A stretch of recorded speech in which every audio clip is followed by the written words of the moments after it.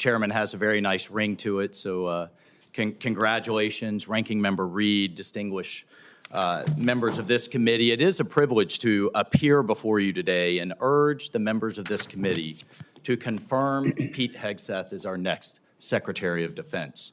And I'm not here today just to advocate on behalf of a future colleague, but to speak on behalf of someone I consider a dear friend for over a decade now.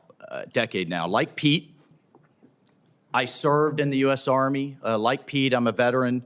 We deployed to Afghanistan and all over the world at the height of the war on terror, which is the war of our generation. And like thousands of other warfighters, we've witnessed the hardships of war. We've experienced the loss of friends in combat. We've endured too much time away from family and friends, and no one, I can promise you this, no one hates war more than those who have had to go fight it. No one does.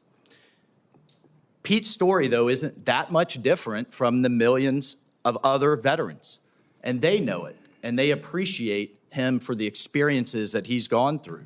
And after our country was brutally attacked on 9/11, Pete Hegseth answered the call of duty like so many others. He put the interests of this country ahead of his own. And I can tell you firsthand, as can the heroes sitting in this audience behind me, Pete's character of country, his selflessness, his duty, these are the key tenets that have shaped him into the leader that he is today.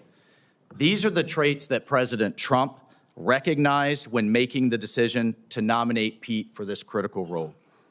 He will bring the perspective of being the first Secretary of Defense to have served as a junior officer on the front lines, not in the headquarters, on the front lines in the war on terror, and recognizes the human costs, the financial costs, and the policy drift that was discussed often in this very room that led us to decades and decades of war.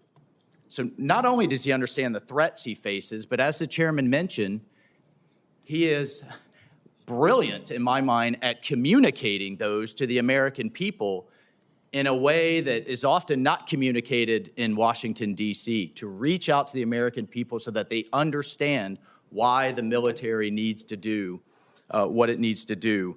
And look, I have no doubt that he is going to get the Pentagon back to its primary mission, lethal readiness. That warrior ethos is what our enemies will respect. That warrior ethos is what our enemies will fear, and it's that warrior ethos that will keep the peace. And so, ladies and gentlemen, in my humble opinion, our military deserves better than it's getting. Our country faces a devastating recruitment crisis. Men and women are not volunteering to serve at the levels required. Our readiness is down. Our costs are up. And it seems like nearly every major weapon system, again, often discussed in this very room, is costing too much, delivering too little, and taking way too long. The bottom line is the status quo is unacceptable. It's not working. And the members of this committee, you all know it. You know it's not working. And the members of the House Armed Services know it's not working. And we have hearing after hearing, year after year.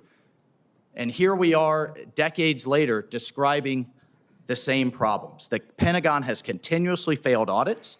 The businesses that want to do business with the Pentagon have to pass an audit, but the entity itself fails an audit. Innovation is stalled, morale is down, standards have been weakened, and meritocracy is less valued. And as a result, our adversaries have been emboldened all over the world. Ladies and gentlemen, it's time for change.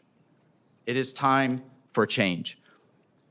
You all have literally seen thousands of veterans, as the chairman cited one amazing Medal of Honor recipient.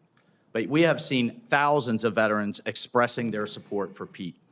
This is a man who can reinvigorate that warrior ethos, and this is a man that will lead. I can't imagine having a more capable partner in my position as National Security Advisor. Pete is a man of family, of faith, and he's committed to making our country strong again. And most importantly, and brother, I know this in my core, he will always have as a first principle the service members that are out there on the front lines for all of us at the heart of every decision he makes. So, senators, I urge you to support this confirmation.